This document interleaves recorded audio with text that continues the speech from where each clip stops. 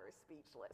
But I met this young woman, and she knew who I was. And I thought it was because, of the TV stuff that I do. I figured, oh, I have another fan, which is cool, but it wasn't. And it just floored me when she said what she said to me. So I'm not going to tell you what she said, but what I am going to do is introduce her to you. Sorry, my face is still a little wet. Okay, so I'd like to introduce to you Miss Tonya, I forget your last name? Blackshear. Blackshear, that's right. Tonya Blackshear is here on the couch with me, and Tonya is a survivor. Yay! Yay! Welcome, welcome, welcome. Thank you so much. I know you've seen the couch before, but I don't think you sat on it when you saw it the first time. I wouldn't sit on it. You would? Oh, okay. I would not sit on this couch. Oh, well, let's talk about that. Let's talk about that. So yes. Thank you for being here. Why are you here? I'm here because I'm a survivor. I met you at a retreat. My friend had invited me. And I was like, I'm not going. If he come home and I'm not there, there's going to be some issues. But it was a thing called I Am Beautiful. And when you go through domestic violence things, you begin to feel like you're not beautiful. Your self-esteem just been tore down over and over. It just goes out the window. So I was like, well, I'm going to go with my friend. I'm going to go support her, because she was going through a marriage, but it was not abusive. But it may have been to her. I don't know. Okay. But I just said, well, I go, whatever. Then when I heard y'all had free breakfast, I really wanted to come. I was like, well, it's a women's breakfast. So when I got there, all these statues was around.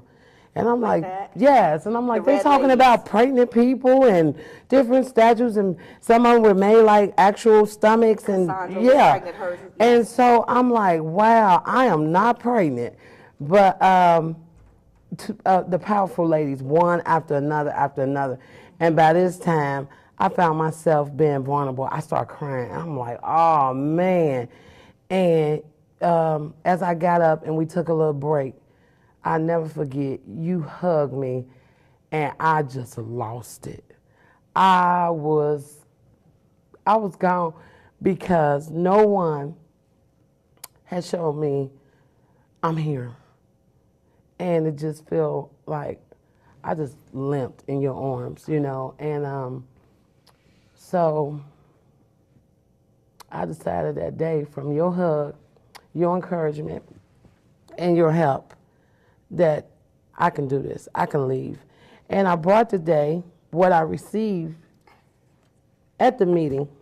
And I started to throw this away, and I said, no, she helped me, maybe I can help someone else. All right. And so I kept it. And just when you came in to the salon, I'm like, I did it. That and was so funny to me. Because you looked at me, I was like, oh my gosh, she gonna think I'm a stalker. Then you had to write your address down in order for me to do your hair. And I'm like, oh Lord, I got this woman thinking that I'm some stalker or something. No, I did not. I did not. But you were gracious, and I just had to let you know you saved my life. You saved my life that day, and you just don't know what that hug did to me, because I thought I was coming to support her and eat, but I didn't know that I was coming, and that the God that I serve had heard me.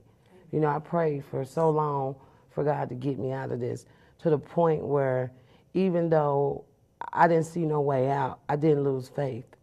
And that's when I wrote this poem, if I can read that. Of course you can. Of course you can. Please, please, please share with us. My thing is, with women, we feel they love us, and that's our excuse. So I wrote, he loves me. He loved me was what I thought, because from the time we met, everything I needed he brought. From nice restaurants to opening a door for me. But behind this facade was the key to my misery. It didn't happen right away, at least I could see, until he said at brunch, you belong to me. You will do the cleaning, everything I need. You know the rest. Move in with me. I'll pay all the bills. Just take care of me, because can you at least do that?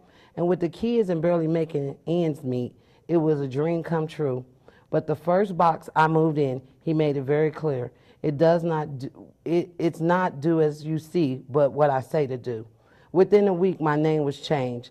Never heard Tonya again, but all types of foul names. So I sat him down and explained this is the unacceptable behavior to live this way. I was smacked clear across the room and literally woke up the next day. The word sorry he had when I woke up, waiting to say, explaining his experience. He experienced so much stress on the job. I stroked his back as he began to sob. I sucked it up and convinced myself it would never happen again, but the beatings got worse and frequent to the point the doctor never thought I would walk again. I remember the woman police at the hospital asking to see my ID. And can you blame her? Because when I looked in the mirror, I barely recognized me. She begged and begged me to press charges and put him in jail, but I loved him so much I couldn't see him in no cell. Now going through all this, I still made excuses to family and friends why I stayed. And he loved me is what I told him. And to prove it, we were married on his birthday. But just when I thought this couldn't get any worse, he really showed his hate. When on our honeymoon, because I looked out the hotel room and it was a man in my view, I was beaten and viciously raped. By this point in the relationship, I couldn't fight anymore. He had torn me down mentally and physically. I just wanted him to kill me. He had already beaten me to the core. Every beating, every rape, I feel this was my life. I would never be able to escape. But God heard me and answered me because I heard of KASSIE. So my poem started out, he loves me. No, I love me because I chose to be free. And what you see on television today, it is the new me. So I wrote this poem, but I shortened the end of it because of the show. But when I heard her story and how her daughter was in the back seat, I got to thinking about, is this how I want my kids to view me? I had already ran in the bedroom butt naked several times trying to escape being raped, you know, and would get in the bed and my kids would see my body as I try to say, well, if I get around them, he wouldn't beat me, you know, and this was a domino effect, you know, lives have been affected. My kids thought that, you know, they're grown now and that was like the only way, that's the only type of love we ever seen my mama get. And I'm like, man, this is something, you know, and I'm like, Lord, what can I do to break this curse? He was like, give back. So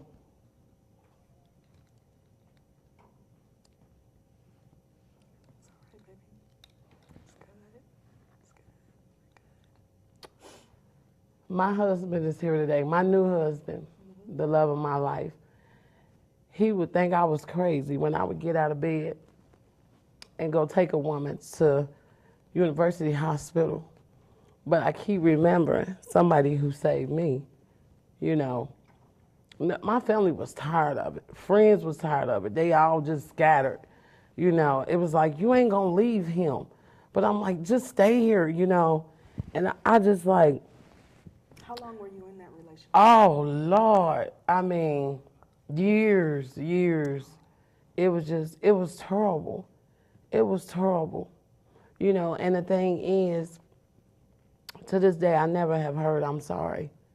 You know, I remember now that I'm all together and I'm with God and I'm raising my children and things are looking good. I remember walking past the store and he was outside the store and I was just getting out of church and he stopped me and I'm like, I know he gonna tell me I'm sorry.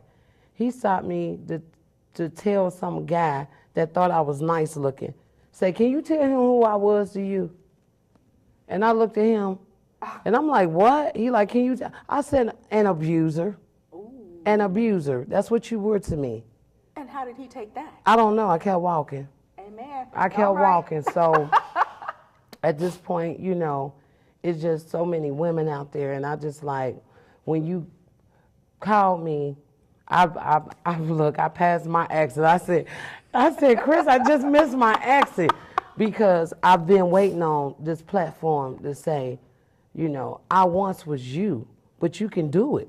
You can do it. It's help available. Women helping women. The KASSIE Foundation. I remember when I called you and you was like, you need this paper and that paper so I can make a movement to move, you know. And it's just like, you don't remember me, but you don't forget those people who have had effect on your lives. And your program has affected so many lives in so many ways. Today, I'm like I said, I'm free. I'm free to be me. You know, I got a husband that loves me, and sometimes I be gone like, oh God, I ain't even called a man all day. I mean, that feels good. You know, and he like, I know you out shopping, but I'm so used to having to answer, to check in. For a long time, before I met my husband, I would do this. And somebody would, my son's, he's 6 now, he even had to say, Mama, I'm just reaching over you. That fear, and it's just like, it just, but God, like I said on that poem, I thank him for his grace and his mercy. And I thank him that trouble don't last always. Amen.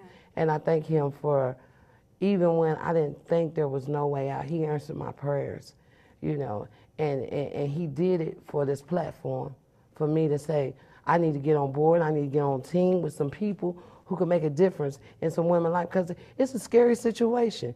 You can say leave all day long, but until you walked in someone's shoes, it's not that easy. Just making it to the door, I had to worry about, like, I told him I'm going to the store. I got 15 minutes to get back, and it didn't start when I started the car. It started when I walked away from him. That right there, and just saying, please don't punch me, on my way out the door. I remember one time he came in drunk, bit me, and my jaw was hanging. And so Thanksgiving was maybe like 2 or 3 days later. I had teeth prints going around here. So the makeup was so thick, and I'm like, I got an abscess. It's just like, it's not that easy. And you be like, if he does this and I'm with him, what will he do to me if I leave? That is the biggest fear. Where will I go? Who would take care of me? Where am I going to get money? Who's going to take my kids in? I done seen situations where people didn't say, I got you, I'm here, I'm here. Then when we went, it was like, oh, I didn't tell my husband you were staying. So I had to go back. So that's a worse beating for even trying to leave. So I just want to tell people you can make it, And you're speaking now. You told me that you were a motivational speaking. Yes, yes. So I'm doing a lot of that. I've spoken in schools, I've spoken in churches, and I speak, and one time I spoke, I Am Beautiful. Yes. So everybody's like, oh, that was a good title. Where you get that from? But I was like, listen, when you've been there and you've been torn down, the first thing to go is your self-esteem. Yes, he takes that right off the top. Yes, it is. So whatever abuse is set up, now it's so easy to put my hands on you because I made you feel less than anything. I told you would never be nothing. You ain't nobody. You couldn't have never made it without me. Don't nobody want you. Your friends ain't nothing. You ain't gonna never have. I've heard it all, So and that's what they say. And I know that there are people listening that hear these things and don't equate it to abuse, but it's abuse. That person is not giving you what you need. That's not love, honey. That's not love. Please reach out to the agencies. Log onto our website at thekassieproject.org to find out who you can call, who you can talk to find out where you can go, because there are places. And Tonya, when I was telling my friends that I met you, and you were saying that you were at the event, and you saw the couch, and you were there with your girlfriend, and you said that Kassie saved your life. Kassie, my girl Kassie, Cassandra, who the project was named after her, she gave her life. It wasn't intentionally, but because she gave, there are others who can have life. So that's why we started this organization. And hearing you say that just let me know that this movement, that my efforts to reach out to other people like myself and like Cassandra is not in vain. So I was so grateful for you. Thank I was you. so grateful that you accepted the invitation to come on to the show. I have something for you. It's almost time to go. She's gonna sign the couch. Just give me a second. Okay, so I don't make a mess. It's not much. It's enough. But that is your Kassie tee. It's your Kassie I card love magnet. you. That is your Kassie Aw, keychain. It glows in the I love dark you. and all of that good stuff. And I want you to sign the couch before you go. I wanna. I love you. Thank you for saving me. Oh, and she hooked my hair up, not this hair. You're yeah. so special. I'm signing the couch today because I'm free. She is free. And you can too. If you need the Cassie Project, hit us up on the website. And if you need to catch any portion of this program, again, make sure you tune into waycrosstv.org. And of course, you know, Cassie Live, we do it every 3 months. If you want to be a guest, just give us a call. You know how to find us. Thanks so much for tuning in. And remember, real men don't hit women. I'm just saying. Whew. All right, now. We got through it with no tissue, too. I know. We just let it roll. Yes, look, when I seen the camera out there, I said so far back, I could just go ahead and. Yes, we can do but it. this is, you got my number. Yes. Just call me. And you mine. Did you lock me in? Yeah, girl, you know I did. The stalker, really. But I want to get on board. When you can't, I will. Yes. So. If I've even been a part of it, I'm beautiful because they did my nails, they did my hair. Yes, I am beautiful. So, Stacy Foundation, yes. Thanks so much to Lorraine Huberry and all the other agencies that were participants in that. Yeah. Oh my goodness. So yeah. I could be part of that and give back to someone to make them beautiful. Congratulations. Thank you. Congratulations to you. Thank you so much. Bye-bye.